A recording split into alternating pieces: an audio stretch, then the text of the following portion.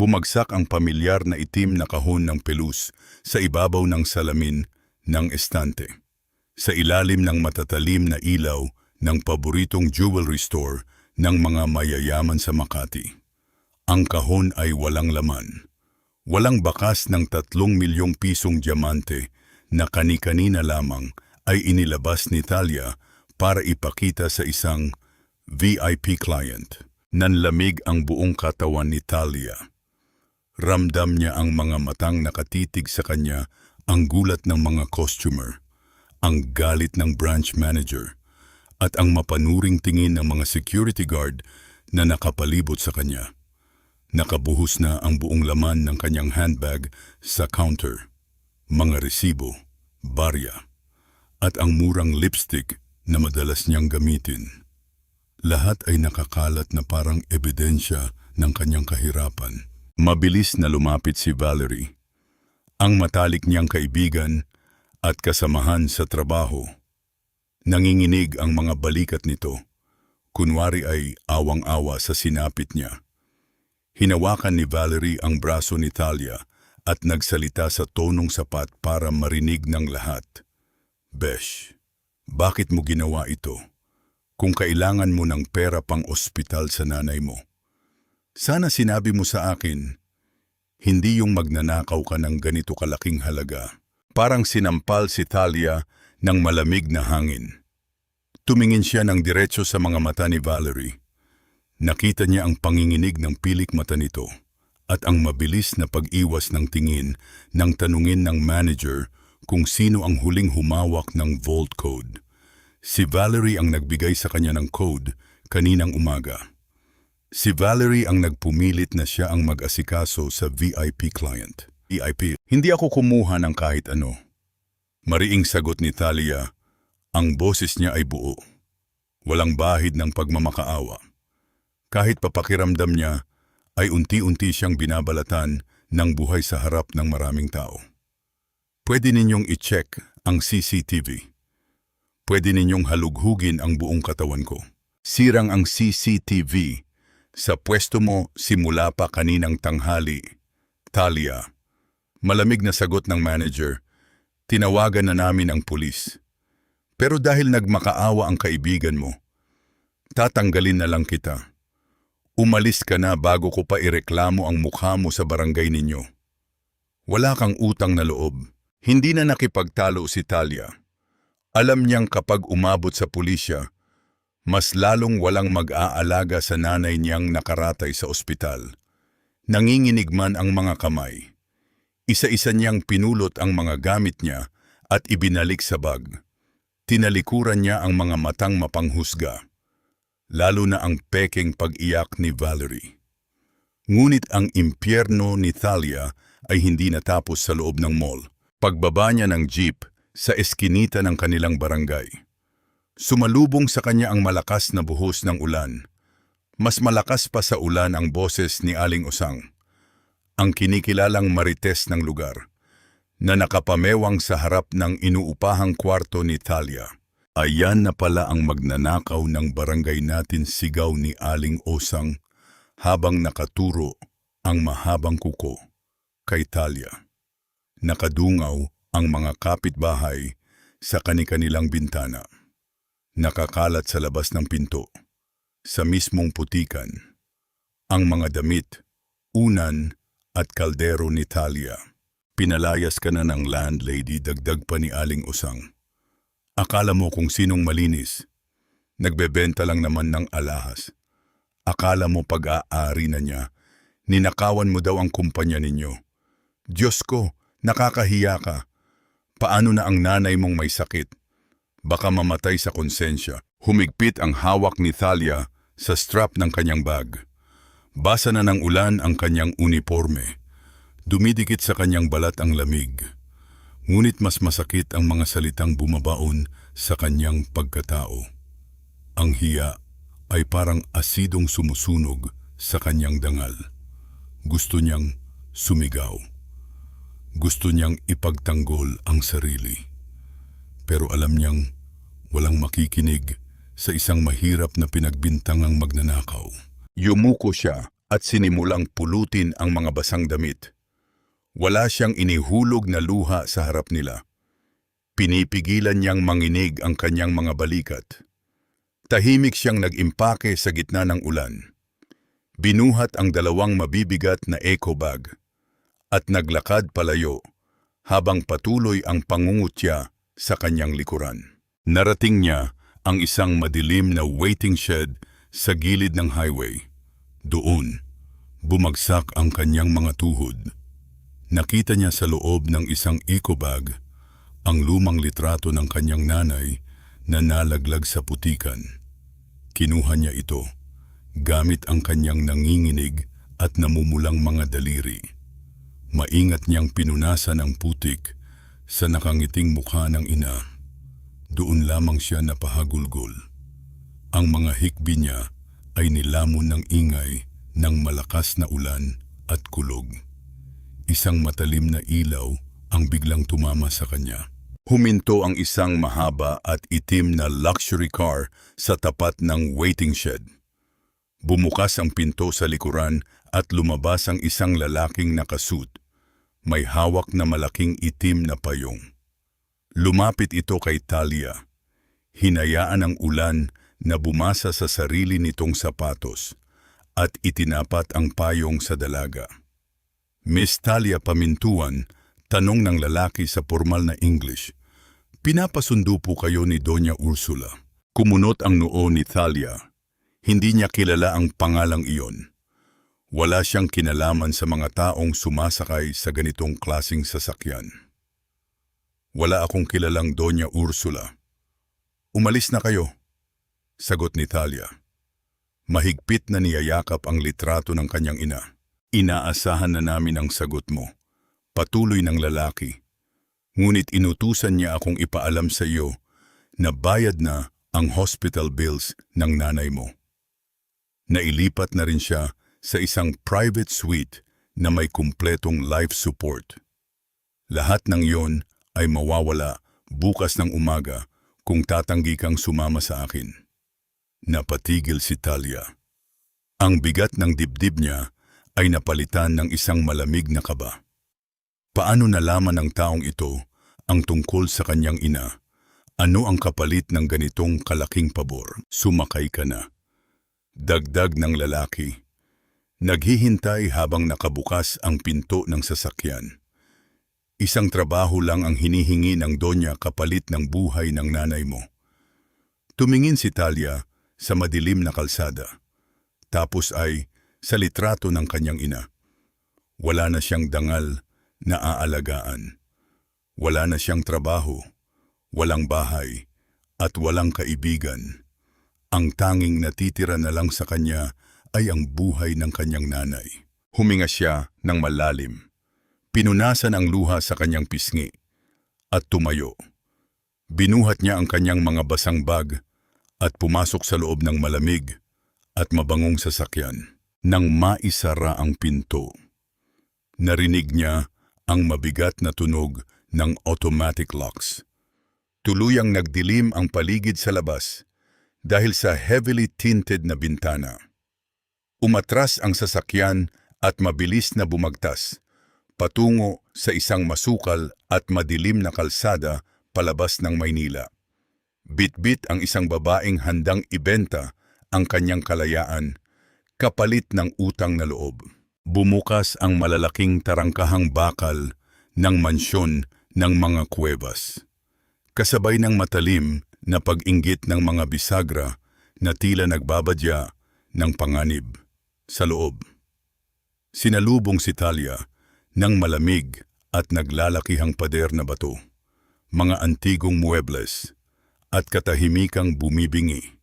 Walang bakas ng init ng isang tahanan. Isa itong palasyong walang buhay. Sa gitna ng malawak na sala, nakaupo sa isang silyang kahoy na may matataas na sandalan ang isang matandang babae. Ang kanyang buhok ay maayos na nakapusod. Ang suot na itim na bestida ay nag-uumapaw sa awtoridad at ang kanyang mga mata ay singlamig ng yelo. Siya si Doña Ursula. Umupo ka, Hija, utos ng matanda sa tonong malumanay, ngunit hindi pwedeng suwayin. Inilapag ng tagapaglingkod ang isang makapal na folder sa harap ni Thalia. Pagbukas niya, tumambad ang isang non-disclosure agreement at isang kontrata para sa posisyong private caretaker. Simple lang ang gusto ko. Thalia, patuloy ni Doña Ursula habang humihigop ng tsaa. Ang apo kong si Cedric, ang nag-iisang tagapagmana ng kumpanya namin. Ngunit matagal na siyang nagkukulong sa ikatlong palapag. Sinasabi ng mga doktor na nabaliw na siya matapos ang isang aksidente. Nananakit siya. Sumisira ng gamit. Walang nurse na tumatagal sa kanya ng higit sa 1 linggo. Tumingin si Thalia sa mga mata ng Donya. Bakit ako? Wala akong karanasan sa pag-aalaga ng may sakit sa pag-iisip. Dahil may utang na loob ka sa akin. Mariing sagot ng Donya. Ang formal na ngiti ay hindi umaabot sa kanyang mga mata. Ako ang nagbayad ng milyon-milyong utang mo sa ospital. Ako ang nagligtas sa buhay ng nanay mo. Buhay ang kapalit ng buhay. Thalia, trabaho mo ang pakainin siya. Tiyaking hindi siya makakasakit ng iba. At higit sa lahat, walang kahit isang salita tungkol sa kalagayan niya ang makakalabas sa bahay na ito. Kung hindi, alam mo kung saan pupulutin ang nanay mo. Kinuha ni Thalia ang mamahaling fountain pen sa ibabaw ng lamesa. Wala siyang sinabing kahit ano. Pinirmahan niya ang papel ng may diin. Ang kanyang mukha ay walang emosyong mababakas. Tinanggap niya ang kontrata hindi dahil sa takot, kundi dahil kailangan niyang mabuhay. Paglipas ng 1 oras, nakatayo na si Thalia sa harap ng mabigat na pintuang kahoy sa ikatlong palapag. May bitbit siyang silver na bandehado ng pagkain. Madilim ang buong pasilyo at amoy kulob. Parang isang bahaging matagal ng kinalimutan ng mundo. Sa labas ng bintana, patuloy ang malakas na pagkulog at pagkidlat. Binuksan niya ang 3 magkakaibang kandado gamit ang susing ibinigay sa kanya. Pagtulak niya sa pinto, bumalot sa kanya ang purong dilim. Sir Cedric, nandito po ang pagkain ninyo. Mahinahong bati ni Thalia. Pilit na pinapatatag ang boses. Isang malakas na kidlat ang yumanig sa langit. Sinundan ng nakakabinging kulog. Sa sandaling lumiwanag ang kwarto. Nakita niya ang isang matangkad na bulto ng lalaki na nakatago sa gilid ng malaking aparador. Bago pa man makapagsalita si Thalia, mabilis na sumugod ang lalaki. Isang malakas na hampas ang tumama sa bandehado. Nagliparan ang mga plato at baso. Ang tunog ng nabasag na porselana ay umalingaw-ngaw sa buong kwarto, kasabay ng pag-atras ni Thalia upang hindi tamaan ng mga bubog. Subalit nang tignan niya ang lalaki, hindi isang halimaw ang nakita niya. Nakatiklop ang mga tuhod ni Cedric sa sahig. Mahigpit na nakasabunot ang 2 kamay sa sariling buhok. Nanginginig ang buo nitong katawan habang mabilis at mababaw ang paghinga. Nakadiin ang mukha nito sa kanyang mga tuhod. Tila pilit na pinapatay ang mga ingay sa kanyang utak. Hindi aksidente. Nauutal na bulong ni Cedric sa gitna ng kadiliman. Ang boses ay basag at puno ng matinding pighati. Ang preno. Ma, ang tunog ng preno. Ayoko na. Tama na. Napatigil si Thalia. Ang mga salitang narinig niya ay hindi galing sa isang taong baliw. Galing ito sa isang taong nakakulong sa isang nakakatakot na alaala. Ang tinatawag ng mga doktor na kabaliwan ay isang malalang post-traumatic stress disorder. Sa halip na tumakbo palabas para humingi ng tulong, dahan-dahang lumuhod si Thalia sa sahig. Hindi siya nagsalita ng mga matatamis na salita para pakalmahin ito. Alam niyang ang kailangan ng lalaki ay maramdamang ligtas ang paligid, gamit ang kanyang mga walang proteksyong kamay. Sinimulan niyang pulutin ang mga nagkalat na matatalim na bubog malapit sa mga paa ni Cedric upang hindi ito masugatan. Sa pagmamadali niyang linisin ang paligid, hindi niya napansin ang isang matulis na piraso ng baso. Bumaon ito sa kanyang hintuturo. Isang maliit na daing ang kumawala sa kanyang mga labi habang tumulo ang mainit na dugo sa ibabaw ng puting porselana. Ang mahinang tunog ng kanyang pagdaing at ang amoy ng dugo ang tila bumasag sa ilusyon ni Cedric. Unti-unting inangat ng lalaki ang kanyang ulo. Sa gitna ng dilim, nagtagpo ang kanilang mga mata. Nakita ni Talia ang matinding sakit at pangungulila sa mga mata ng bilyonaryong CEO, isang lalaking takot na takot. Hindi gumalaw si Talia. Ipinagpatuloy niya ang pagpulot ng mga bubog nang may parehong banayad na galaw. Pinapanatiling mahinahon ang kanyang presensya. Ang bilis ng paghinga ni Cedric ay unti-unting bumagal. Sumasabay sa kalmadong paggalaw ng mga kamay ni Talia. Walang salitang namagitan sa kanila.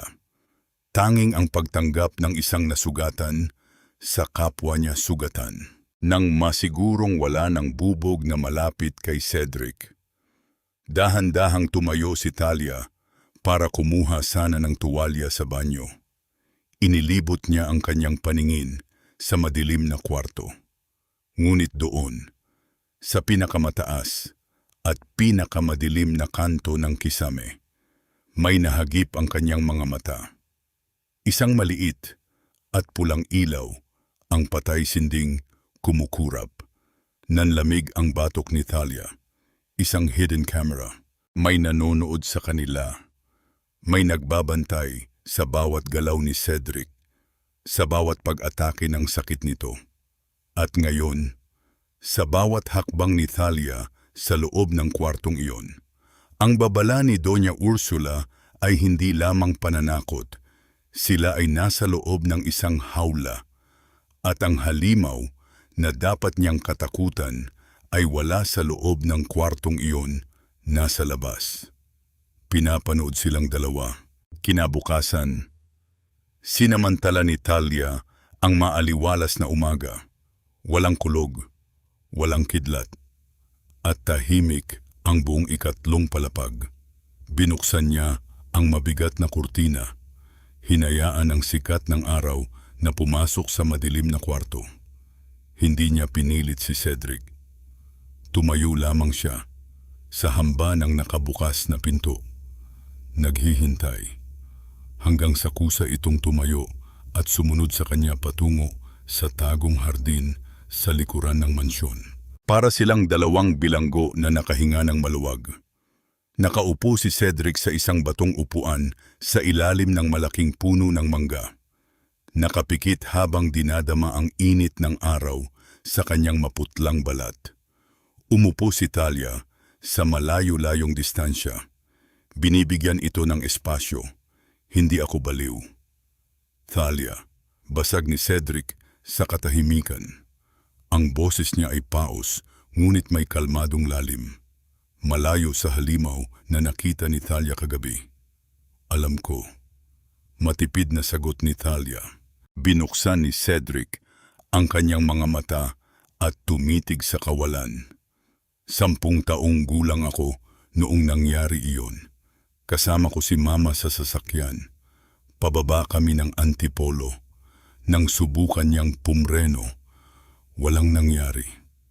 Sabi ng mga pulis, aksidente raw. Nawalan ng preno, pero hindi totoo iyon. Bago kami umalis ng bahay, may narinig akong nagtatalo. May sumadya noon. Talia, pinatay nila ang mama ko. Unti-unting bumalik ang panginginig sa mga balikat ni Cedric. Ang kanyang paghinga ay muling bumilis. Bago pa man siya tuluyang kainin ng kanyang trauma, Dahan-dahang lumapit si Talia. Hindi siya nagsalita. Naupo siya sa tabi nito. Tila isang batang nawawala. Isinandal ni Cedric ang kanyang noo sa balikat ni Talia. Ipinikit niya ang kanyang mga mata. Humahanap ng angkla sa katotohanan. Dahan-dahang itinaas ni Talia ang kanyang kamay at marahang tinapik ang likod ng lalaki. Sa sandaling iyon, hindi sila pasyente at tagapag-alaga. Sila ay dalawang taong pinagkaitan ng katarungan. Ngunit ang maikling kapayapaan ni Talia ay mabilis na gumuho ng hapon ding iyon. Habang pabalik siya mula sa kusina, bit-bit ang isang pitzel ng tubig. Napadaan siya sa pasilyo malapit sa pantry. Nakabukas ng bahagya ang pinto at narinig niya ang boses ng pinakamatandang mayordoma ng mansyon na si Manang Rosa. May kausap ito sa telepono. Huminto si Talia at sumandal sa pader. Pinipigilan ang sariling paghinga. "Oh, Valerie, nai-transfer na ang natitirang balanse sa account mo kaninang umaga." Malamig na sabi ni Manang Rosa. "Siguraduhin mo lang na hindi ka magpapakita dito sa mansyon. Walang kaalam-alam ang babaeng iyon na ikaw ang naglagay ng basyong kahon sa bag niya. Mabuti na lang at napaniwala mo ang manager ninyo."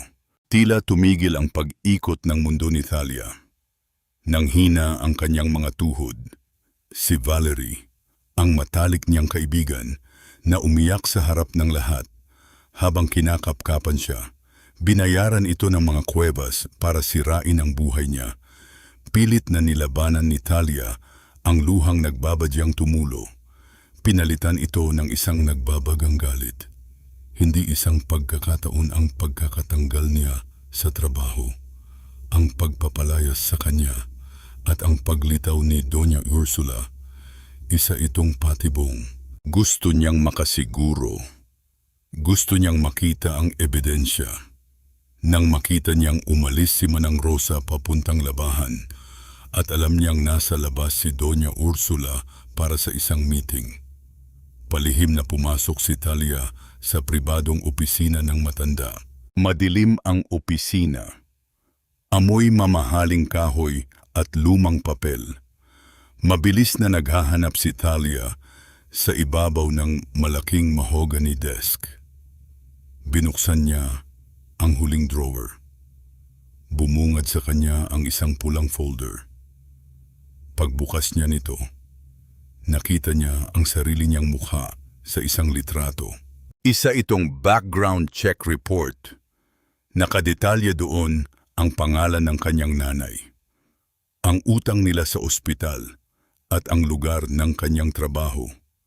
Ngunit ang nagpatayo sa balahibo ni Talia ay ang petsa ng report 2 buwan bago pa mangyari ang nakawan sa jewelry store. Sa ilalim ng report, may isang pahina mula sa ledger ng kumpanya. Nakasulat doon ng malinaw, Valerie Flores, payment for services, 1.5 milyong piso. At ang petsa ng transaksyon ay mismong araw kung kailan pinahiya at pinalayas si Talia sa barangay. Nanigas si Talia sa kinatatayuan niya. Ang manipis na papel ay matinding nanginig sa pagitan ng kanyang mga daliri. Kinagat niya ang kanyang ibabang labi ng napakalakas upang pigilan ang isang sigaw ng pagkasuklam. Hanggang sa malasahan niya ang sariling dugo. Ginawa siyang laruan ng mga taong ito. Ginawa nilang impyerno ang buhay niya para lang gawin siyang utusan para sa apo nitong may sakit. Ibababa na sana niya ang folder nang makarinig siya ng 3 matatalim na katok ng isang baston sa sahig na gawa sa kahoy. May hinahanap ka ba para linisin dyan? Hijao, may iba kang gustong malaman. Nanlamig ang gulugod ni Talia. Dahan-dahan siyang lumingon. Nakatayo sa mismong pintuan si Doña Ursula, malamig ang mga mata, at nakatitig ng diretso sa mga kamay ni Talia na hawak pa rin ang pulang folder. Isinara ni Doña Ursula ang pinto ng opisina. Ang tunog ng trangka ay tila hatol ng kamatayan para kay Talia. Mabagal at mayabang na naglakad ang matanda palapit sa kanyang lamesa. Ang bawat pagbagsak ng kanyang baston ay dumadagundong sa tahimik na silid. Kinuha ng matanda ang pulang folder mula sa mga nanginginig na kamay ni Talia. Tinignan niya ito saglit bago marahas na ibinagsak sa ibabaw ng lamesa. Masyado kang matalino para sa isang simpleng tindera, Talia. Malamig na panimula ng Donya. Ngunit ang katalinuhan ng isang mahirap ay madalas na nagiging dahilan ng kanyang maagang pagbagsak. Hindi sumagot si Talia. Pinigilan niya ang panginginig ng kanyang mga tuhod. Ginamit mo ang kaibigan ko para sirain ang buhay ko. Madiin niyang sabi, hindi umiiwas sa matalim na tingin ng matanda. Ginawa mo akong magnanakaw para maging utusan ng apo mo. Hindi kita ginawang utusan. Sumbat ng Donya. Isang mapang-uyam na ngiti ang sumilay sa kanyang mga labi. Ginawa kitang mitya. Kailangan ni Cedric ng dahilan para lumaban.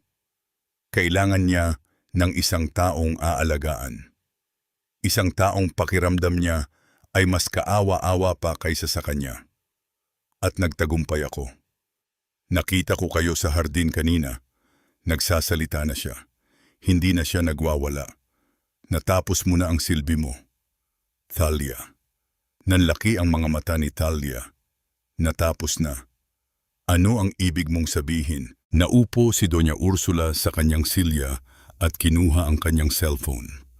Pinindot niya ito. Ibinaba sa ibabaw ng lamesa at inon ang loudspeaker. Isang pamilyar na boses ng doktor ang umalingaw-ngaw sa kwarto, ang attending physician ng nanay ni Talia sa probinsya.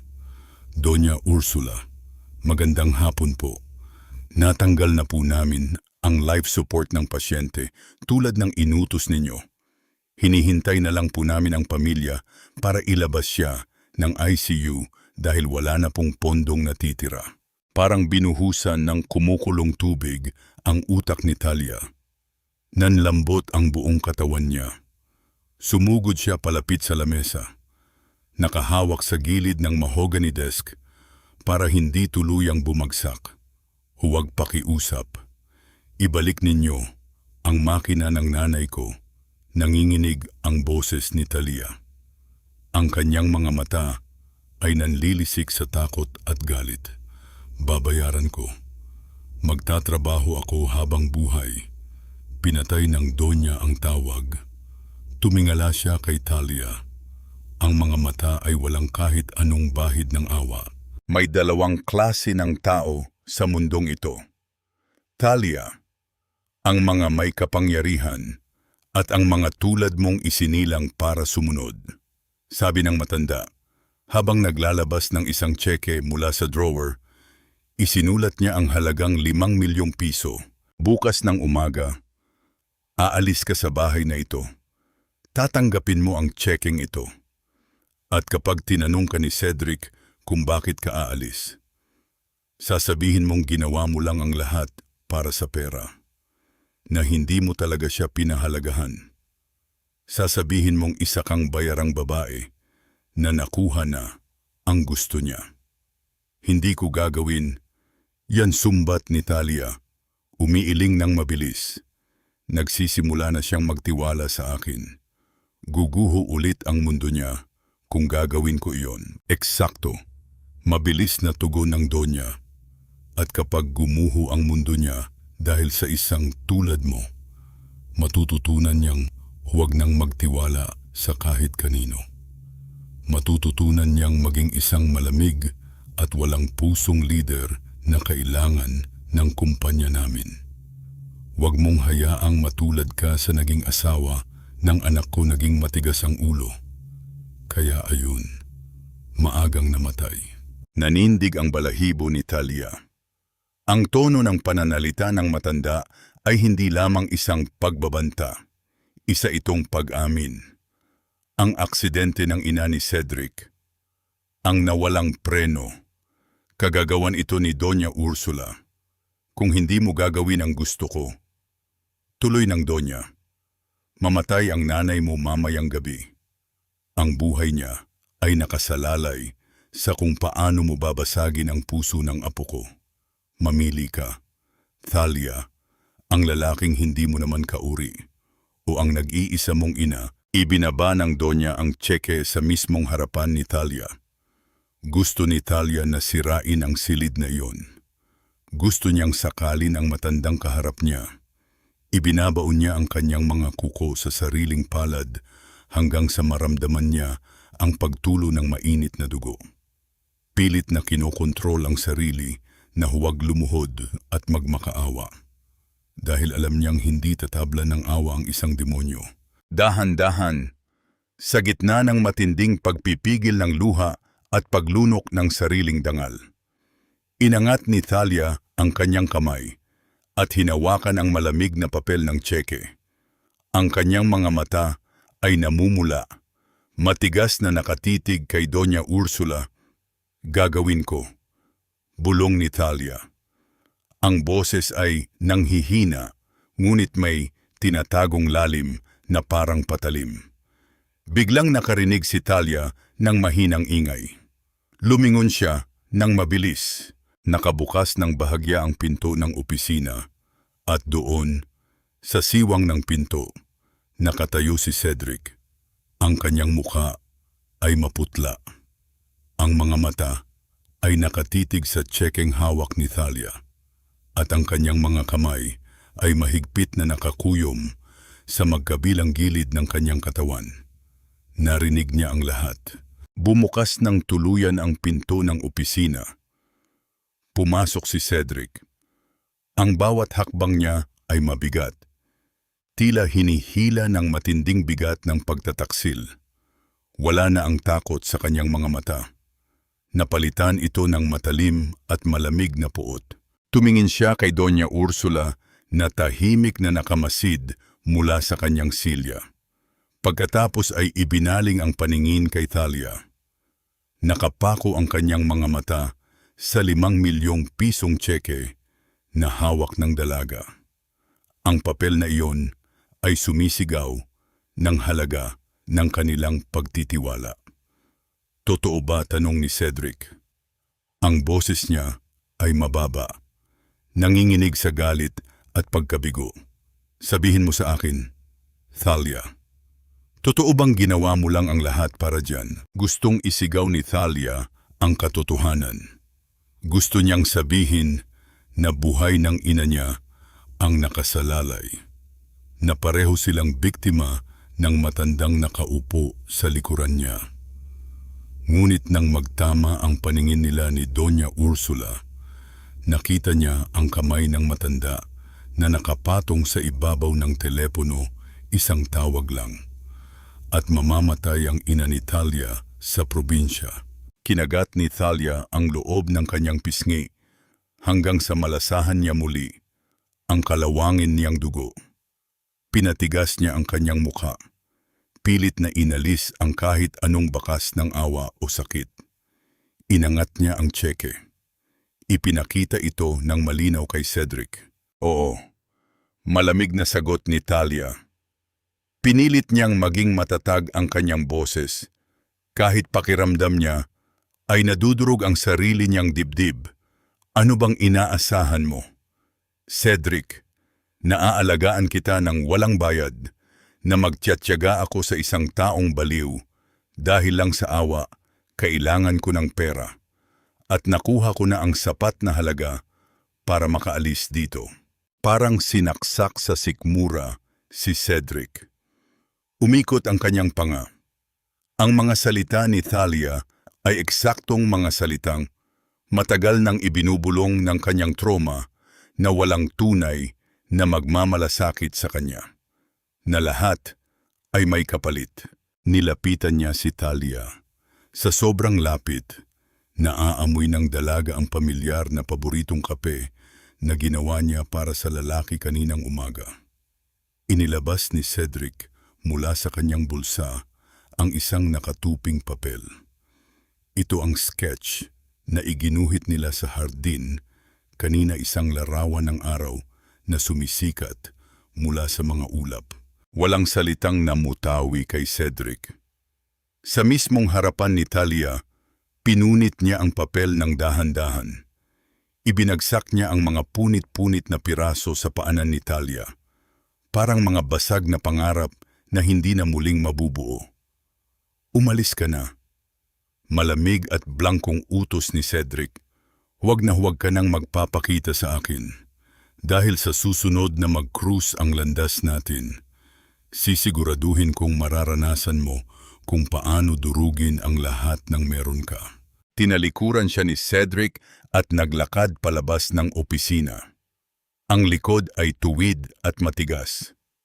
Tuluyan ng isinasara ang anumang pinto ng pagtitiwala sa mundo. Hindi lumingon si Talia. Lumabas siya ng opisina. Dumaan sa madilim na pasilyo at nag-impake ng kanyang mga gamit. Wala siyang kinuha ni isa man sa mga damit na ibinigay ng mansyon. Ang tanging dala niya ay ang mga lumang damit na suot niya ng unang dumating. At ang tseke na ibinulsa niya tulad ng isang tinik sa kanyang tagiliran.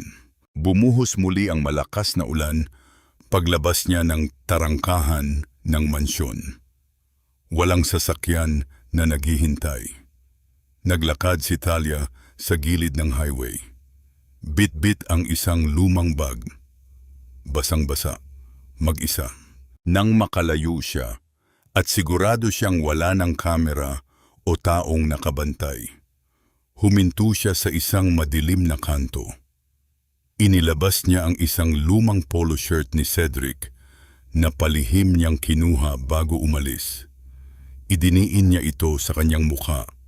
Doon, sa ilalim ng walang awang ulan ng Maynila, sumigaw siya ng walang boses. Umiyak siya hanggang sa mawalan ng hangin ang kanyang baga. Ang bawat higbi ay pangako ng isang paghihiganti. Hindi niya papalitan ng tseke ng kahit magkano. Itatago niya ito bilang ebidensya ng kanyang pinakamasakit na kahihiyan. 3 taon ang lumipas. Tumigil ang isang pamilyar at mahabang itim na luxury car sa harap ng matataas na hagdan ng Royal Medical Plaza. Binuksan ng driver ang pinto sa likuran. Mula rito, bumaba ang isang babae. Ang kanyang suot ay isang malinis at plansadong puting doctor's coat na nakapatong sa isang itim na business suit. Ang kanyang buhok ay maayos na nakatali. Ang mukha ay walang emosyon, ngunit nag-uumapaw sa awtoridad. Ang tunog ng kanyang matutulis na sapatos na takong ay umalingaw-ngaw sa makinis na sahig ng ospital, kasing talim ng isang patalim. Lumapit ang head nurse, nanginginig na nag-abot ng isang tablet. Doktor, pamintuan. Naghihintay na po sa VIP conference room ang Board of Directors ng Cuevas Group. Hinihingi po nila ang inyong pirma bilang Chief of Clinical Psychiatry para tuluyan ng maipasa kay Mr. Cedric Cuevas ang posisyon bilang chairman. Kinuha ni Talia ang tablet. Tinignan niya ang pangalang Cedric Cuevas sa screen. Isang malamig na ngiti ang sumilay sa kanyang mga labi. Hindi umabot sa kanyang mga mata. Sabihin mo sa kanila na maghintay. Utos ni Doktor. Talia, hindi pa ako tapos sa paggawa ng sarili kong diagnosis. Ang VIP conference room ng Royal Medical Plaza ay amoy ng mamahaling kape at tensyon. Sa paligid ng mahabang glass table, nakaupo ang mga board of directors ng Cuevas Group of Companies. Sa dulo ng mesa, nakaupo si Doña Ursula. Ang kanyang mga kamay ay mahigpit na nakapatong sa dulo ng kanyang baston. Sa tabi niya ay si Cedric, hindi na ang lalaking nagtatago sa madilim na kwarto. Isa na siyang malamig, matikas, at walang pusong CEO. Ang kanyang mga mata ay nakatutok sa pinto. Sa kabilang dulo, nakatayo si Valerie, ang dati nitong kaibigan na ngayon nag-aayos ng projector. Suot ang badge bilang Senior PR Manager ng kumpanya. Bakit ba natin kailangang maghintay sa isang doktor inip na tanong ni Cedric? Hindi tinitignan ang kanyang lola. Ayos na ang lahat ng papeles ko. Kailangan lang ng isang pirma mula sa ospital na ito para patunayang nasa matinong pag-iisip ako para pamunuan ang kumpanya. Kailangan natin ng lagda ng mismong Chief of Psychiatry.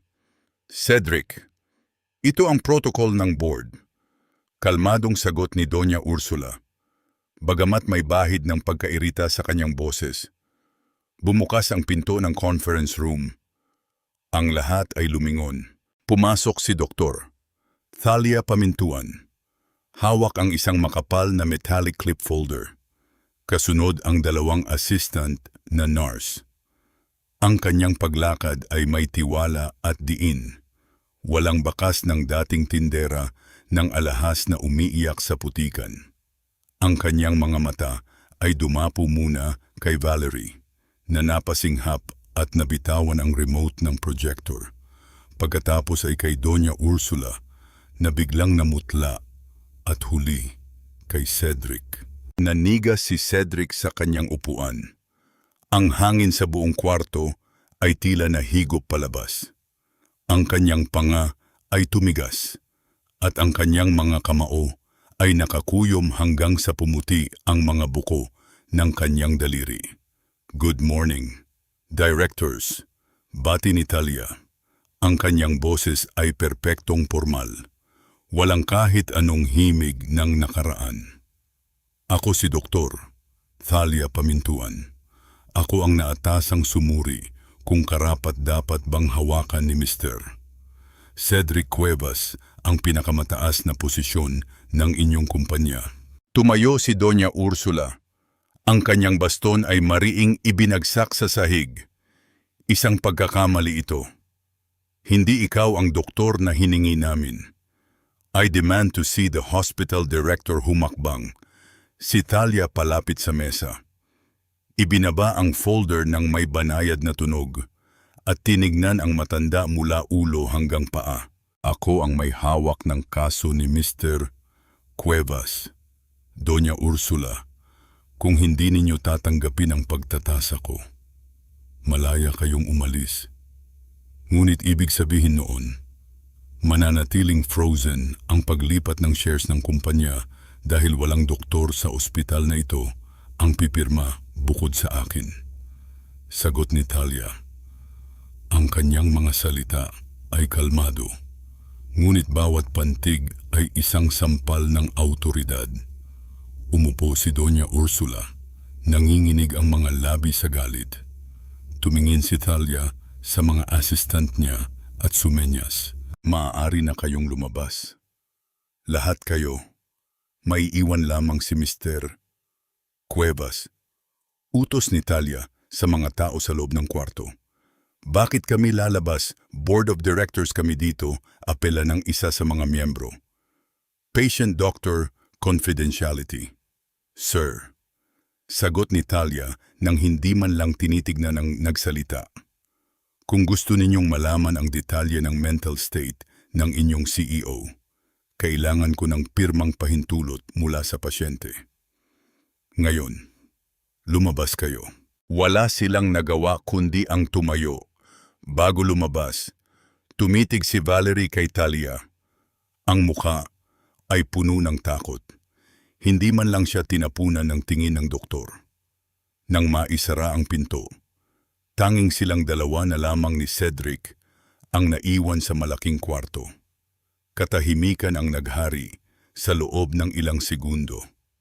Kinuha ni Cedric ang isang ballpen mula sa mesa at mahigpit itong hinawakan. Magkano na naman ba ang gusto mo malamig at puno ng lason na tanong ni Cedric? Inisip mo ba na kapag naging doktor ka, mas malaki ang makukuha mo sa akin? Binuksan ni Thalia ang kanyang folder. Hindi pinapansin ang pang-iinsulto ng lalaki. Kumuha siya ng isang silver na pluma. Ipinatong ang dokumento sa ibabaw ng mesa. Ang assessment ko ay nakabase sa clinical evidence. Mr. Cuevas, walang emosyong sagot ni Talia. Parang nakikipag-usap sa isang estranghero. Hindi pa tapos ang trauma mo. Nakikita ko ang mga signs ng suppressed PTSD. Ang pagiging agresibo mo sa mga board meetings. Ang pagtanggi mong sumakay ng sasakyan na ikaw ang nagmamaneho. Lahat ng iyon ay nagpapakita na ang utak mo ay nakakulong pa rin sa aksidente ng nanay mo 16 na taon na ang nakakalipas. Bumilis ang paghinga ni Cedric. Sa isang iglap, tumayo siya. Hinawakan ang magkabilang gilid ng upuan ni Thalia at inilapit ang mukha niya sa dalaga. Nakita ni Thalia ang galit na nagniningas sa mga mata nito. Huwag mong banggitin ang nanay ko. Madiin at mababang banta ni Cedric. Wala kang alam. Wala kang pakialam, kundi ang pera. Hindi umatras si Thalia. Tinignan niya ng diretso si Cedric. Sa ilalim ng malamig niyang paningin. Hindi nakita ni Cedric ang isang babaeng nagmamakaawa. Nakita niya ang isang pader na hindi niya magiba. Para mapirmahan ko ang clearance mo, kailangan ko ng access sa buong medical records ng pamilya mo. Kabilang ang lumang autopsy report ng nanay mo. Sabi ni Thalia, napakunot ang noo ni Cedric. Naguguluhan. Para sa ano, binuklat ni Thalia ang pahina ng folder. May ipinakita siyang isang lumang piraso ng papel. Isa itong kopya ng death certificate ng ina ni Cedric. Itinuro ng dulo ng kanyang pluma ang lagda ng doktor sa ibaba. Ang doktor na pumirma na ang dahilan ng pagkamatay ng nanay mo ay blunt force trauma due to accidental brake failure ay si Dr. Arnelio Santos, isang doktor na tinanggalan ng lisensya 2 taon bago pa mangyari ang aksidente. Paano nakapirma ang isang peking doktor sa official records ng pamilya ninyo? Mr. Cuevas, isang nakakabinging katahimikan ang bumalot kay Cedric. Lumuwag ang pagkakakapit niya sa upuan. Tumingin siya sa papel at pagkatapos ay sa mga mata ni Thalia. Tatanggihan ko ang pagpirma sa clearance mo ngayon, Cedric. Malamig na pagtatapos ni Thalia. Magsisimula ako ng formal na investigasyon bilang iyong psychiatrist. Kung gusto mong maging chairman, patunayan mo munang hindi ka baliw. At patunayan mo kung sino talaga ang pumatay sa nanay mo. 1 linggo matapos ang paghaharap sa conference room, bumalik si Thalia sa mansyon ng mga Cuevas. Ngunit sa pagkakataong ito, hindi siya pumasok sa likod bahay na basang-basa ng ulan. Pumasok siya sa malaking pinto bilang isang marangal na panauhin upang magawa ang kanyang diagnostic evaluation kay Cedric. Hiningi niya ang isang formal na hapunan kasama ang pamilya nito. Ang hapagkainan ay puno ng mga mamahaling putahe, ngunit ang hangin ay kasing lamig ng sementeryo. Nakaupo si Doña Ursula sa dulo, habang magkaharap sina Cedric at Thalia. Sa gilid ng silid, nakatayo si Valerie na napilitang dumalo bilang coordinator ng pamilya. Uminom ng kaunting tubig si Doña Ursula bago ibinaba ang kanyang baso ng may tunog. Pinagmasdan niya si Thalia. Ang kanyang mga mata ay puno ng mapang-aping pag-analisa. Kahanga-hanga ang narating mo, Doktor. Pamintuan. Panimula ng matanda. May diin sa kanyang titulo. Mula sa pagiging isang sales lady na nasangkot sa nakawan. Ngayon ay doktor ka na ng mga mayayaman. Ngunit kahit anong taas ng lipad ng isang ibon, kung sa putikan ito nanggaling, may amoy putik pa rin na hindi basta-bastar mawawala. Kalmadong ibinaba ni Talia ang kanyang kubyertos. Kinuha niya ang kanyang baso ng alak. Dahan-dahang inikot ang pulang likido sa loob nito at uminom ng kaunting sip-sip. Tumingin siya ng diretso kay Valerie na nooy papalapit para magsalita. Sa ilalim ng matalim na tingin ni Talia, nanginig ang kamay ni Valerie, dahilan upang may matapong ilang patak ng tubig sa mamahaling carpet. Napakunot ang noo ni Doña Ursula sa kapabayaan ng kanyang tauhan. Ngunit bago pa man ito makapagsalita, sumabat na si Talia. Sa clinical terms, Doña Ursula, ang tawag sa ginagawa mo ay deflection mechanism. Malumanay, ngunit seryosong sabi ni Talia, madalas itong ginagawa ng mga taong may narcissistic personality disorder na may matinding obsession sa kontrol. Kapag naramdaman nilang hindi na nila hawak ang mga tau-tauhan nila, nagsisimula silang umatake gamit ang mga personal na insulto.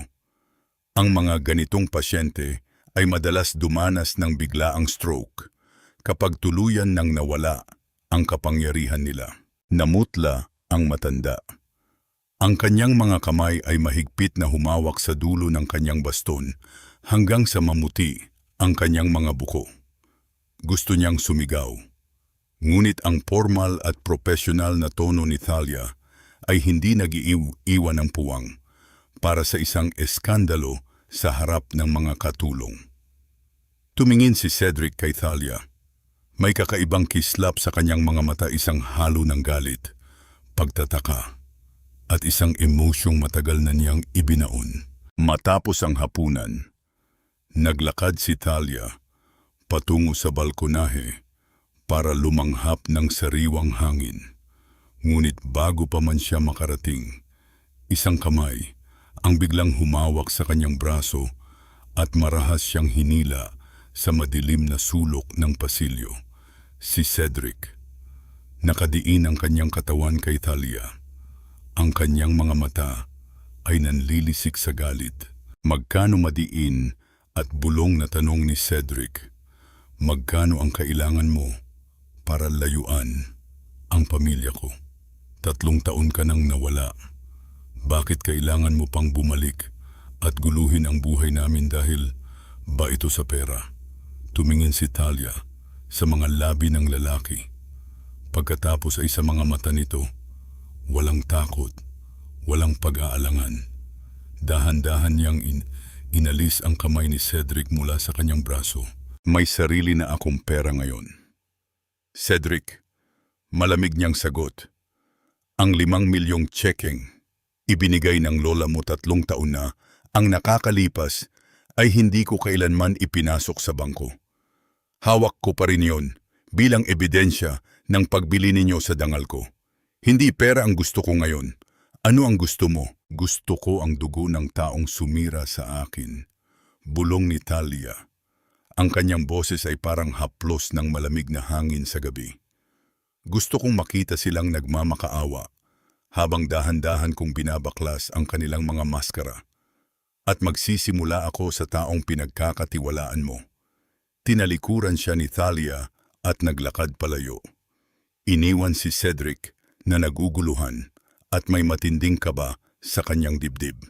Habang naglalakad si Talia palabas ng mansyon, hindi niya napansin si Valerie na mabilis na nagtatago sa likod ng malaking haligi sa labas. Hawak nito ang kanyang cellphone. Nanginginig ang buong katawan habang may tinatawagan. Kausap ko si Manang Rosa kanina.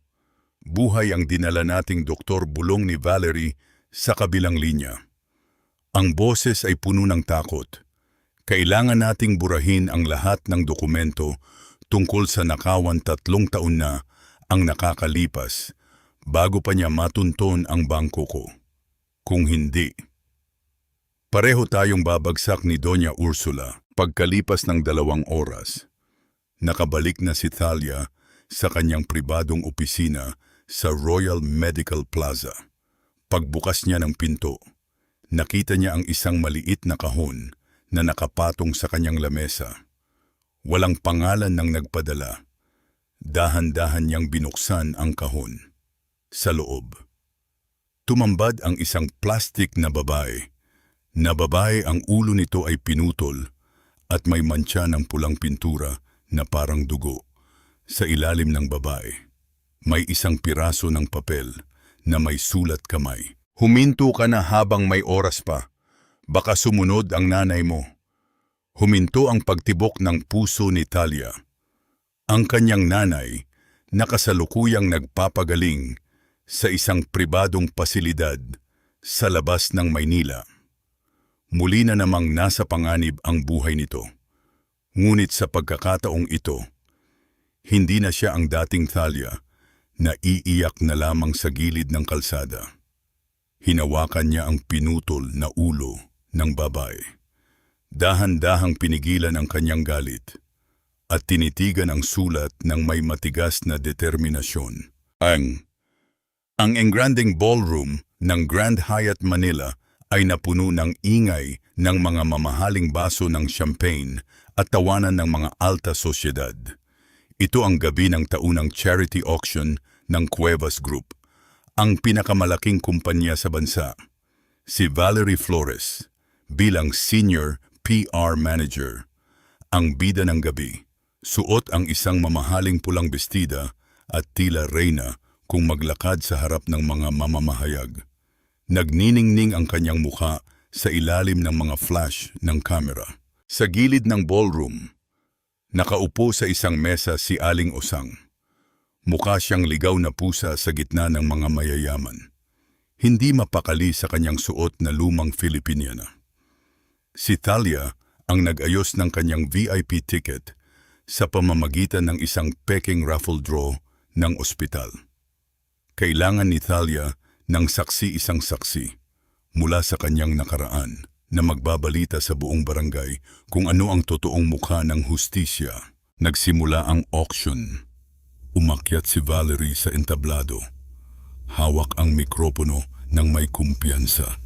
Para sa ating huling auction item ngayong gabi, mayroon tayong isang espesyal na donasyon mula sa isa sa ating mga iginagalang na panauhin, si Dr. Talia Pamintuan. Masayang anunsyo ni Valerie. Inilapag ng isang assistant ang isang kahon ng pelus sa ibabaw ng lamesa sa entablado. Lumapit si Valerie para buksan ang kahon. Umaasa siyang ang donasyon ng doktor ay magiging daan para mas lalo siyang sipsipin sa mga kuwebas. Ngunit nang buksan niya ang takip, nanigas ang kanyang buong katawan. Sa loob ng kahon ay nakalagay ang isang diamanteng kwintas, ang eksaktong kwintas na ipinagbintang kay Thalia 3 taon na ang nakakalipas.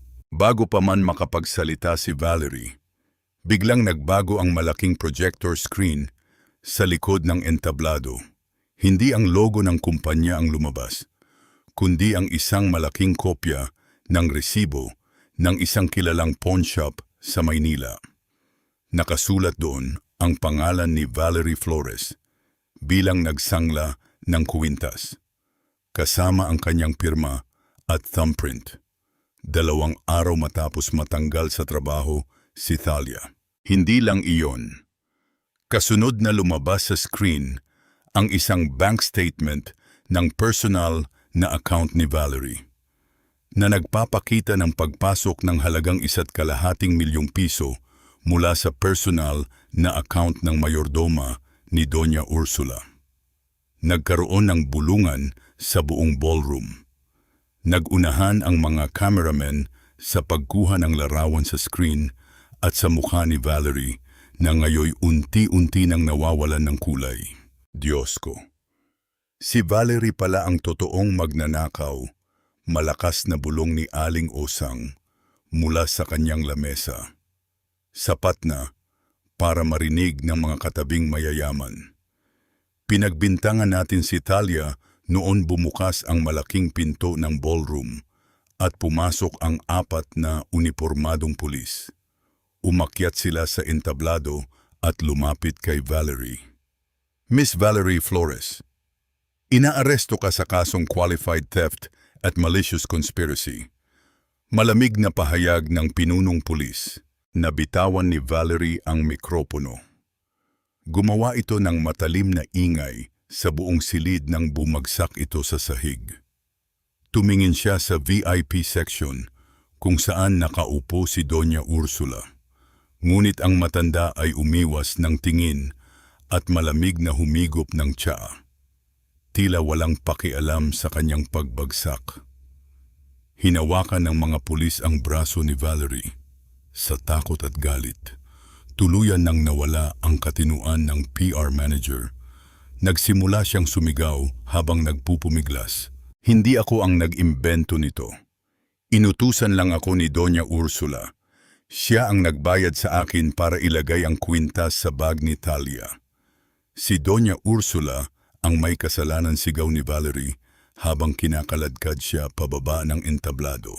Mula sa mezzanine sa ikalawang palapag, nakatayo si Talia habang nakadungaw sa ibaba. Ang kanyang mukha ay walang kahit anong ngiti ng tagumpay. Dahan-dahan niyang hinawakan ang isang murang plastik na sing-sing sa kanyang kaliwang kamay, ang sing-sing na ibinigay ng kanyang ina noong unang beses siyang sumahod. Walang tamis ang paghihiganti. Mayroon lamang malamig na katahimikan ng katarungang huli nang dumating. Habang kinakaladkad ng mga pulis si Valerie papunta sa hagdanan malapit sa mezzanine, tumingala ito at nakita si Talia.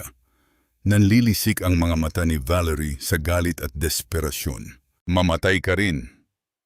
Talia, hinding-hindi ka papatawarin ni Doña Ursula, sigaw ni Valerie na umalingaungaw sa buong gusali. Akala mo ba aksidente ang pagkamatay ng asawa ng anak niya? Si Doña Ursula ang nagbayad sa mekaniko para sirain ang preno ng kotse ng nanay ni Cedric. Pinatay niya ang sarili niyang manugang. Mamatay ka rin, natahimik ang buong ballroom.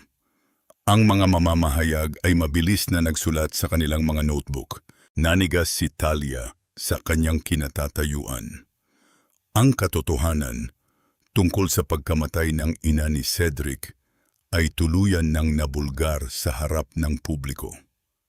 Ngunit bago pa man siya makakilos, narinig niya ang isang mabigat at nanginginig na paghinga sa kanyang likuran. Dahan-dahang lumingon si Talia. Nakatayo sa likod niya si Cedric. Ang kanyang mga mata ay nanlilisik, mapula, at puno ng luha.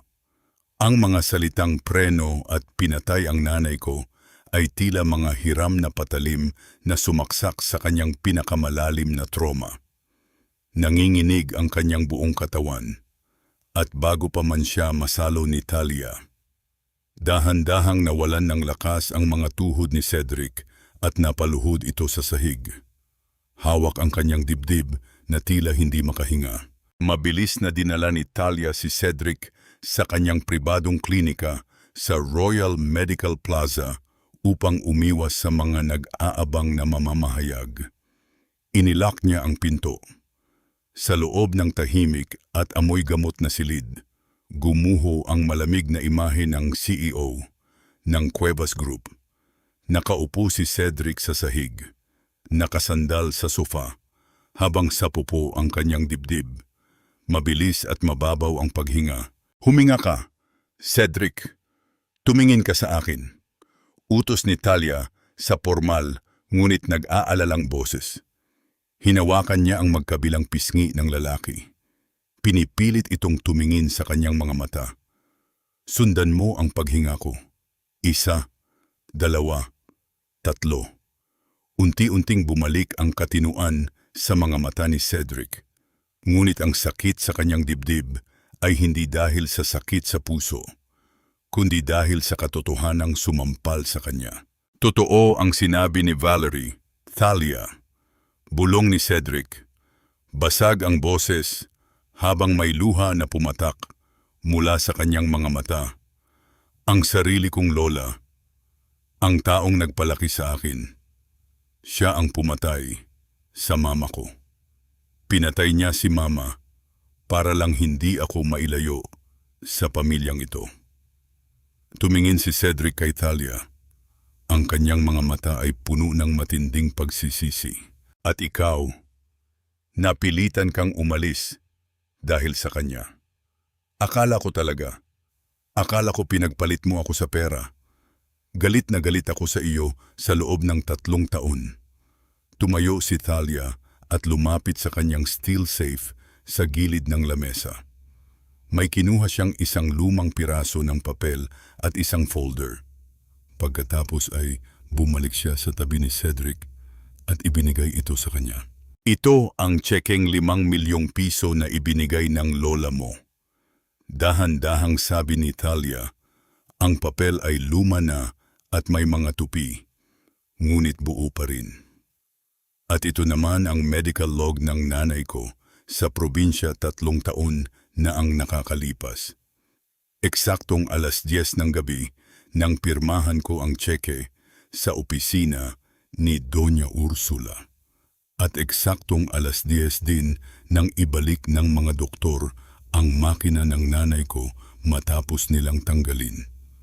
Pinilit niya akong magsinungaling sa iyo, Cedric, dahil kung hindi ko tinanggap ang checking ito, papatayin niya ang nanay ko. Napatitig si Cedric sa tseke at sa medical log. Ang bawat piraso ng ebidensya ay sumisigaw ng katotohanan na si Thalia ay hindi kailanman nagtaksil sa kanya. Siya ay nagpakarumi upang iligtas ang kanyang ina, habang si Cedric ay naging matigas at tuso dahil sa akalang iniwan siya ng tanging babaeng nagparamdam sa kanya ng kaligtasan. Dahan-dahan, dinala ng panghihina si Cedric sa paanan ng upuan ni Thalia. Lumuhod siya. Isinandal ang kanyang noo sa mga tuhod ng babae. Patawarin mo ako, Thalia, bulong ni Cedric. Ang kanyang mga balikat ay nanginginig sa matinding pag-iyak. Nabasa ng kanyang mga luha ang malinis at puting tela ng doctor's coat ni Thalia. Patawarin mo ako dahil naging mahina ako. Patawarin mo ako dahil hinayaan kong saktan kanila. Nanginig ang kamay ni Thalia. Gusto niyang yakapin ng mahigpit ang lalaki. Gusto niyang sabihing mahal pa rin niya ito. Ngunit pinigilan niya ang kanyang sarili. Dahan-dahan lamang niyang ipinatong ang kanyang kamay sa buhok ni Cedric. Marahang hinahaplos ito upang pakalmahin ang nanginginig nitong katawan. Tumayo ka, Cedric. Malamig ngunit may banayad na lakas. Nasabi ni Thalia, hindi ko kailangan ang mga luha mo ngayon. Hindi ko kailangan ang iyong paumanhin. Ang kailangan ko ay ang iyong tapang. Kaya mo bang ipakulong ang lola mo? Kaya mo bang kalabanin ang sarili mong dugo para sa katarungan ng mama mo at ng pamilya ko? Inangat ni Cedric ang kanyang ulo. Ang mga mata ay muling nagbago. Ang kahinaan ay napalitan ng isang madilim at matigas na determination. Kakayanin ko. Gagawin ko ang lahat, Thalia, para sa mama ko at para sa iyo. May isa pa tayong kailangang gawin. Patuloy ni Thalia habang tinutulungan si Cedric na tumayo. Ang mekanikong binayaran ng lola mo 16 na taon na ang nakakalipas para sirain ang preno. Buhay pa siya. Siya si Mang Jose. Tinangka rin siyang ipapatay ni Doña Ursula noon. Ngunit nakaligtas siya at nagtago. Sa loob ng nakaraang 1 taon, nahanap ko siya at palihim ko siyang itinago sa isang maliit at liblib na nursing home sa Laguna sa ilalim ng ibang pangalan. Siya ang magiging pangunahing saksi natin sa korte. Ngunit bago pa man makasagot si Cedric, biglang tumunog ang cellphone ni Thalia. Isa itong emergency security alert mula sa surveillance system na ikinabit niya sa silid ni Mang Jose sa Laguna. Mabilis na binuksan ni Thalia ang video feed sa kanyang computer. Sa maliit na screen, naging malinaw ang pangyayari sa labas ng kahoy na gusali ng nursing home. 3 lalaking naka-jacket na itim ang nakapaligid sa pasilidad. Hawak ng mga ito ang malalaking dilaw na galon ng gasolina. Sinimulan nilang ibuhos ang likido sa mga pader na gawa sa kahoy ng gusali kung saan mahimbing na natutulog ang matandang mekaniko. Nahanap na sila ng mga tauhan ni Doña Ursula at handa nilang sunugin ng buhay ang tanging saksi upang tuluyang ibaon ang katotohanan sa limot. Hindi nag-aksaya ng panahon si Cedric habang nakatitig si Thalia sa screen kung saan ibinubuhos ang gasolina sa pader ng nursing home sa Laguna. Mabilis na tinawagan ni Cedric ang kanyang sariling pribadong security team, mga taong siya mismo ang nagpapasahod at hindi kontrolado ni Doña Ursula. Iligtas ninyo si Mang Jose. Ngayon din, malamig na utos ni Cedric sa kabilang linya. Walang dapat mangyaring masama sa kanya. Sa screen, nakita ni Thalia ang mabilis na pagdating ng 2 itim na SUV ng mga tauhan ni Cedric. Bago pa man masindihan ng mga tauhan ng Donya ang apoy, mabilis silang dinaluhong at pinadapa ng mga security ni Cedric. Ligtas na nailabas ang matandang mekaniko mula sa likod bahay at isinakay sa sasakyan. Nakahinga ng malalim si Thalia. Lumingon siya kay Cedric. Salamat, bulong niya. Hindi ko nahahayaang may masaktan pa dahil sa pamilya ko. Sagot ni Cedric. Ang kanyang mga mata ay nagpapakita ng isang tunay na leader na handa ng lumaban. Ano ang susunod nating hakbang? Alam ni Thalia na kung didiretso sila sa korte, gamit lamang ang salita ni Mang Jose. Mabilis itong mapapawalang bisa ng mga makapangyarihang abogado ni Doña Ursula. Kailangan nila ng isang pag-amin na maririnig ng buong board of directors ng kumpanya, isang pag-amin na hindi na maitatanggi ng batas o ng publiko. Gagawa tayo ng isang patibong, seryosong sabi ni Thalia. Kinabukasan, nakatanggap si Doña Ursula at ang mga miyembro ng board of directors ng isang formal na imbitasyon mula sa opisina ni Dr. Thalia Pamintuan. Ito ay para sa isang Sunset Family Cruise and Clinical Evaluation sa ibabaw ng pribadong luxury yacht ng pamilya Cuevas sa Manila Bay. Ayon sa imbitasyon, doon gagawin ang pinal na desisyon kung pipirmahan ba ni Dr. Thalia ang mental clearance ni Cedric upang masigurong dadalo ang matanda. Palihim na nag-leak si Thalia ng isang peking dokumento sa secretary ni Doña Ursula. Ang nakasulat sa peking report, Final Psychiatric Evaluation Cedric Cuevas suffers from permanent schizophrenia and is unfit to run the company. Sa kanyang silid sa mansyon, nakatayo si Doña Ursula sa harap ng kanyang malaking salamin. Ngumiti siya habang pinagmamasdan ang kanyang refleksyon.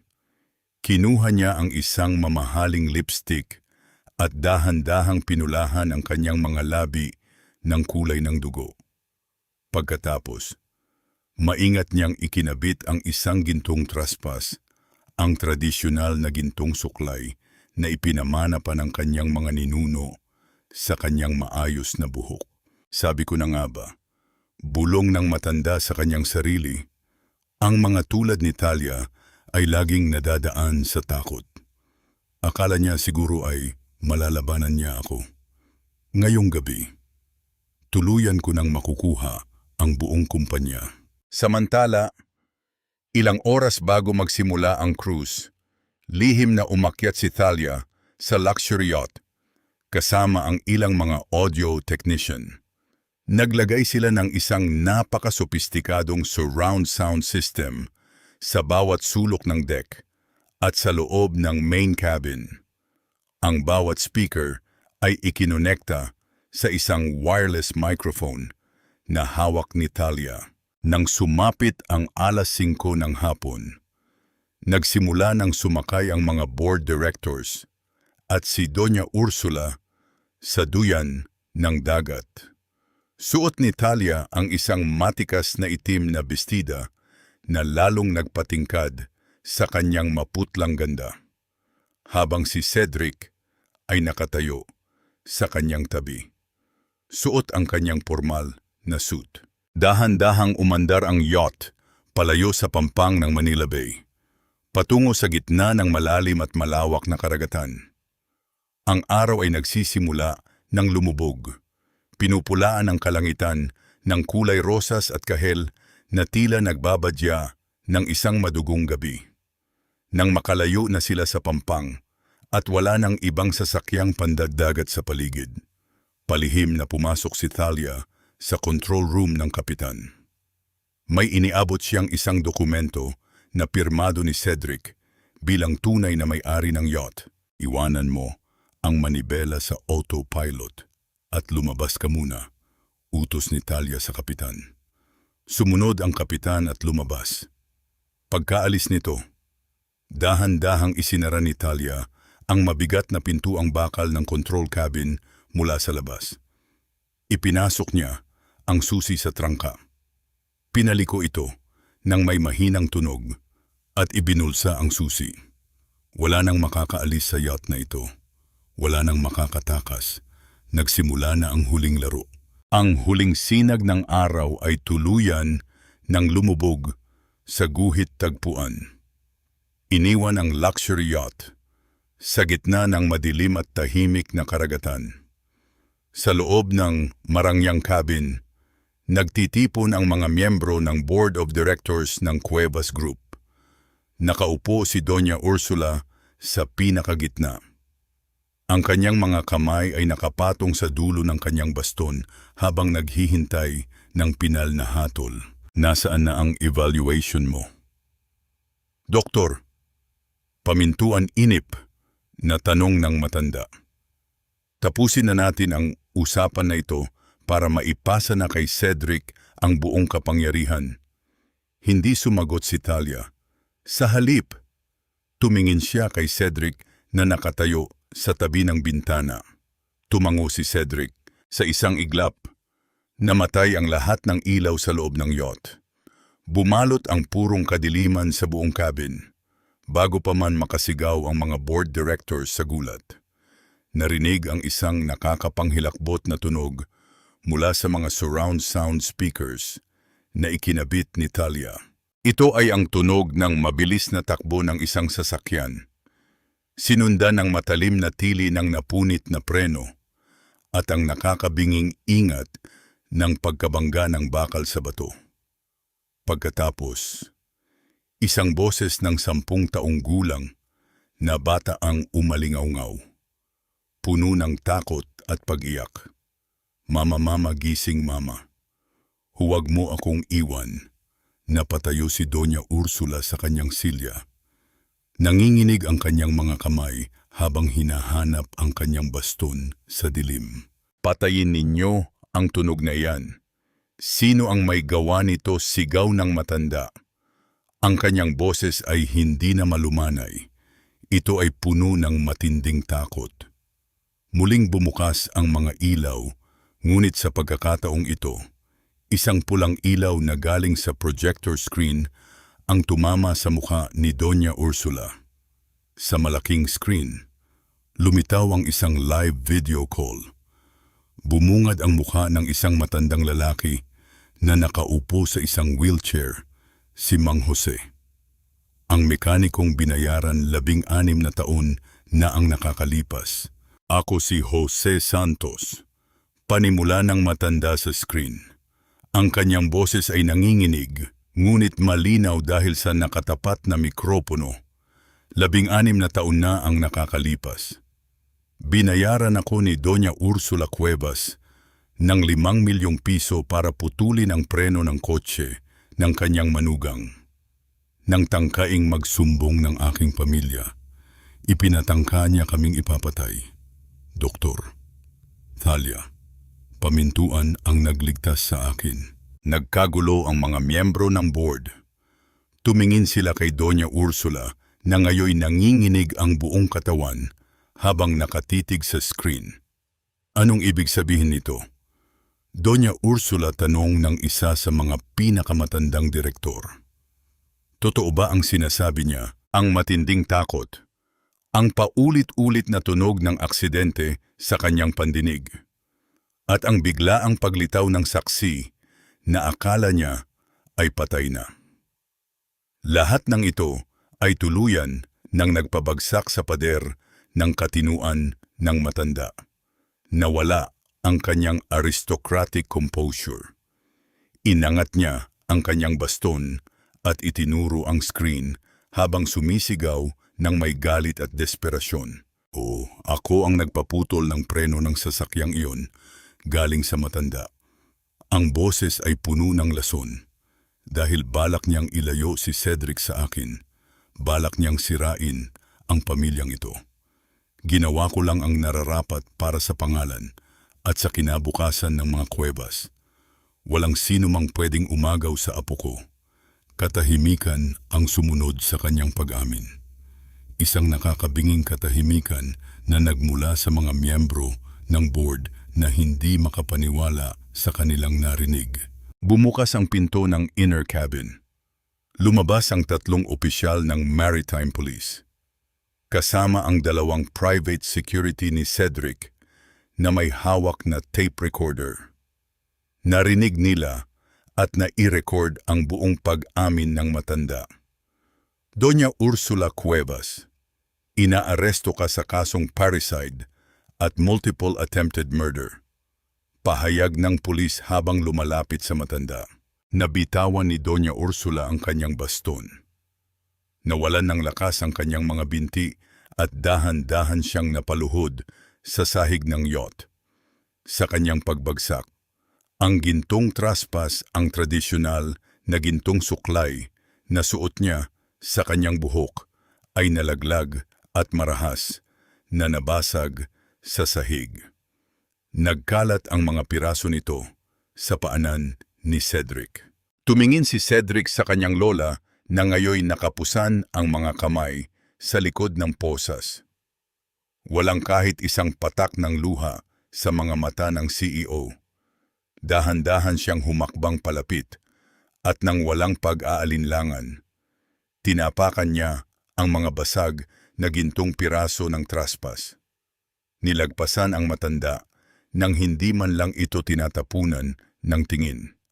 Tapos na ang laro mo, Lola.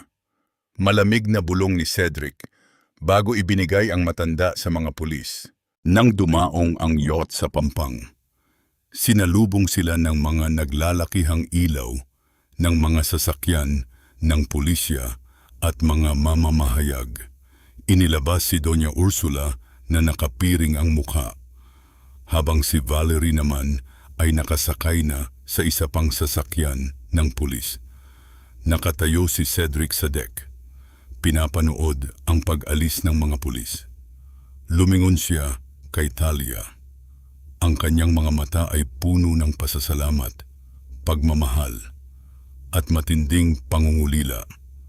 Lumapit siya at tinangkang hawakan ang kamay ni Thalia. Thalia, salamat. Maaari na ba nating simulan muli, bulong ni Cedric? Dahan-dahang iniatras ni Thalia ang kanyang kamay. Lumikha ng isang malamig at formal na distansya sa pagitan nilang dalawa. Tinitigan niya si Cedric. Walang galit sa kanyang mga mata, ngunit wala ring init. Natapos na ang trabaho ko bilang psychiatrist mo, Mr. Cuevas, sagot ni Thalia. Ang kanyang boses ay profesional at malayo. Bukas, isusumite ko ang aking formal na resignation sa Royal Medical Plaza. Ang hustisya ay para sa mama mo at sa pamilya ko, hindi para sa ating dalawa. Tinalikuran siya ni Thalia at naglakad pababa ng yacht. Iniwan si Cedric na mag-isa sa gitna ng malamig na hangin ng gabi habang dahan-dahang lumalayo ang babaeng nagligtas sa kanyang buhay. Mabilis na gumulong ang gulong ng batas matapos ang gabi sa Manila Bay. Sa mga sumunod na linggo, ang mga balita sa pahayagan ay napuno ng pagbagsak ng imperyo ni Doña Ursula dahil sa matinding kahihiyan at sa takot na mabulok sa kulungan. Dumanas ng stroke ang matanda. Siya ay hinatulan ng habambuhay na pagkakabilanggo. Ngunit dahil sa kanyang medikal na kalagayan, nanatili siyang nakakulong sa loob ng isang degwardyang silid sa ospital. Paralisado ang kalahating katawan at hindi na nakakapagsalita isang buhay na patunay ng karma. Si Valerie naman ay tinanggalan ng lahat ng ari-arian upang bayaran ang mga ninakaw na alahas at danyos sa kumpanya. Siya ay nahatulan ng community service at sa pilitang pagtatrabaho upang bayaran ang kanyang mga natitirang utang. Tuluyan nang bumalik sa bugbuhin ng kahirapan na pilit niyang tinakasan sa pamamagitan ng panlilinlang. Isang maaliwalas na hapon, bumalik si Thalia sa kanyang lumang barangay. Kasama niya ang kanyang nanay na ngayoy malakas na at nakakalakad ng mag-isa nang walang tulong ng makina. Nang bumaba sila sa isang simpleng puting sasakyan, natahimik ang buong eskinita, walang sumisigaw, walang nagbubulong-bulungan. Ang mga kapitbahay na dati nagtapon ng kanyang mga gamit sa putikan ay nakadungaw ngayon nang may paggalang at matinding kahihiyan. Dahan-dahang lumapit si Aling Osang, nakayuko at hindi makatingin ng diretso sa mga mata ni Thalia. Thalia, Hija, bulong ni Aling Osang. Pinaglalaruan ang dulo ng kanyang duster. Patawarin mo kami. Naniwala kami sa mga bali-balita noon. Sana ay hindi mo kami kapuutan. Tumingin si Thalia kay Aling Osang. Pagkatapos ay sa kanyang nanay na marahang humawak sa kanyang kamay. Walang galit sa mukha ni Thalia. Ngumiti siya ng bahagya. Ngunit ang kanyang tindig ay nanatiling mataas at may dignidad. Ayos na po yon. Aling Osang, malumanay na sagot ni Thalia. Ang putik po ay natutuyo rin at kusa ring nalalaglag kapag dumating ang tamang panahon. Masaya po akong alam ninyo na ang katotohanan. Pagpalain po kayo ng Diyos. Hindi na nakipag-usap pa si Thalia. Sumakay sila muli ng kanyang ina sa sasakyan at umalis. Ipinakita niya sa buong barangay na ang tunay na tagumpay ay hindi ang pagganti ng masama sa masama, kundi ang pagpapakita na ang putik na ipinatong sa kanyang pangalan ay hindi kailanman nakadikit sa kanyang pagkatao. Paglipas ng 6 na buwan, nagbukas si Thalia ng sarili niyang maliit, ngunit payapang pribadong klinika sa labas ng Maynila. Hindi ito kasing laki ng Royal Medical Plaza, ngunit ito ay isang lugar kung saan tinutulungan niya ang mga kababaihan at mga taong biktima ng trauma at maling paratang. Habang nag-aayos siya ng mga libro sa kanyang lamesa, narinig niya ang mahinang katok sa pinto ng kanyang opisina. Bumukas ito at pumasok si Cedric. Hindi na siya suot ang kanyang formal na suit bilang CEO. Simple na lamang ang kanyang suot na puting polo shirt at maong. Mukhang mas masigla, mas malusog, at may kapayapaan na sa kanyang mga mata. Matapos ang pagkakakulong ng kanyang lola, nagbitiw si Cedric bilang aktibong CEO ng Cuevas Group at nag-hire ng isang professional na lupon ng mga direktor upang pamahalaan ang kumpanya. Nais niyang tumutok sa kanyang sariling paggaling. Inilapag ni Cedric ang isang piraso ng papel sa ibabaw ng lamesa ni Thalia. Ito ay isang form para sa bagong pasyente. Nais ko pong mag-apply bilang iyong pasyente. Doktor, pamintuan, nakangiting sabi ni Cedric. Ang kanyang boses ay puno ng paggalang at lambing. Tiningnan ni Thalia ang papel. Sa ilalim ng kolum kung saan tinatanong ang dahilan ng pagkonsulta, nakasulat ang sulat kamay ni Cedric. Nawawala ang doktor na nagligtas sa kaluluwa ko. Napatingin si Thalia sa isang maliit na lalagyan ng pluma sa kanyang lamesa. Doon ay nakalagay ang ballpen na biniyak ni Cedric sa galit 3 taon na ang nakakalipas. Pinulot ni Thalia ang mga piraso nito noon at maingat na ipinadikit muli gamit ang glue. Ito ay may mga lamat, ngunit buo at magagamit pa rin. Kinuha ni Thalia ang muling nabuong ballpen. Binuksan ang takip at isinulat ang salitang approved sa ibaba ng form ni Cedric.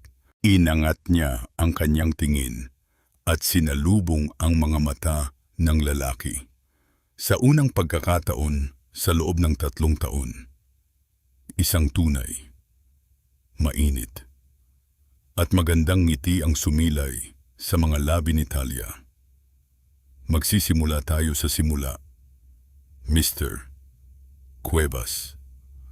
Bulong ni Thalia. Tumango si Cedric. May luha ng galak sa kanyang mga mata habang dahan-dahang nauupo sa tapat ng lamesa ng babaeng nagbalik ng kanyang dangal at muling bumuo sa kanyang puso. 2 taon ang mabilis na lumipas. Ang ingay ng Maynila, ang mga bulong ng nakaraan, at ang madidilim na alaala ng mansyon ng mga Cuevas ay unti-unti nang tinangay ng panahon. Sa isang tahimik na baybayin sa Batangas, malayo sa mapanghusgang mga mata ng lungsod, nakatayo si Thalia sa tapat ng buhanginan. Suot niya ang isang simpleng puting bestida na sumasayaw sa ihip ng hangin. Sa di kalayuan, tanaw niya ang isang maliit, ngunit magandang bahay, ang kanilang bagong tahanan. Doon din matatagpuan ang binuo niyang foundation. Isang pasilidad na nagbibigay ng libreng medikal at psikolohikal na tulong para sa mga babaeng biktima ng banta, bauhan, at maling paratang sa lipunan. Hindi na siya ang biktima, siya na ang nagbibigay ng kanlungan. Naramdaman ni Thalia ang marahang paghawak ng isang pamilyar na kamay sa kanyang baywang. Lumingon siya at sinalubong ang mga mata ni Cedric. Wala na ang lungkot, wala na ang takot sa mga mata ng lalaki. Sa kanyang mga bisig, karga-karga niya ang isang babaeng sanggol na may 12 buwang gulang. Ang kanilang anak si Bituin. Ipinangalan nila itong Bituin dahil sa gitna ng kanilang pinakamadilim na gabi. Ang batang ito ang nagsilbing liwanag na nagturo sa kanila ng daan patungo sa kapayapaan. Kinuha ni Thalia si Bituin mula kay Cedric. Idiniin ang kanyang ilong sa malambot na pisngi ng anak. At narinig ang matamis na tawa nito na pumawi sa lahat ng sakit ng nakaraan. Tumingin si Cedric sa papalubog na araw. Ang langit ay nag-uumapaw sa kulay ginto at lila. Ang araw na ito ay hindi na nagbabantay ng takot, kundi nag-aanyaya ng isang mapayapang gabi. Salamat, Thalia, bulong ni Cedric. Hinahaplos ang buhok ng kanyang asawa. Salamat dahil hindi ka sumuko sa akin. Kahit noong ako mismo ay sumuko na sa sarili ko. Humarap si Thalia sa kanya. Ang kanyang mga mata ay nagniningning sa ilalim ng huling sinag ng araw. Hindi ko ginawa iyon para iligtas ka lang. Cedric, malumanay niyang sagot. Ginawa ko iyon para iligtas ang sarili ko, ang aking nanay, at ang ating dangal. Ang pag-ibig ay hindi sapat kung hahayaan nating tapakan ng iba ang ating pagkatao. Natutunan kong ang tunay na katarungan ay hindi ibinibigay ng iba, Ito ay ipinaglalaban ng sariling kamay. Yumakap si Cedric sa kanya mula sa likod. Ipinatong ang kanyang baba sa balikat ni Thalia habang pareho nilang pinagmamasdan ang banayad na alon ng dagat. Ang tubig ay dahan-dahang lumalapit. Binubura ang kanilang mga lumang bakas ng paa sa buhanginan. Tila sinasabing ang nakaraan ay tuluyan ng nilinis ng kasalukuyan. Walang toxic na pagpapatawad sa pamilyang sumira sa kanila. Nanatili si Doña Ursula sa kanyang parusang medikal at si Valerie ay nagpapatuloy sa pagbabayad ng kanyang mga utang sa batas. Ngunit para kina Thalia at Cedric, ang kanilang kapayapaan ay hindi na nakadepende sa parusa ng iba. Sila ay malaya na. Tumingala si Thalia sa malawak na kalangitan kung saan unti-unti nang sumisipot ang unang bituin sa gabi. Niyakap niya ng mahigpit ang kanyang anak at ang kanyang asawa. Sa bawat tibok ng kanyang puso, alam niyang natapos na ang gabi ng kahihiyan. Ang liwanag ng bagong umaga ay mananatili na sa kanilang piling, magpakailanman.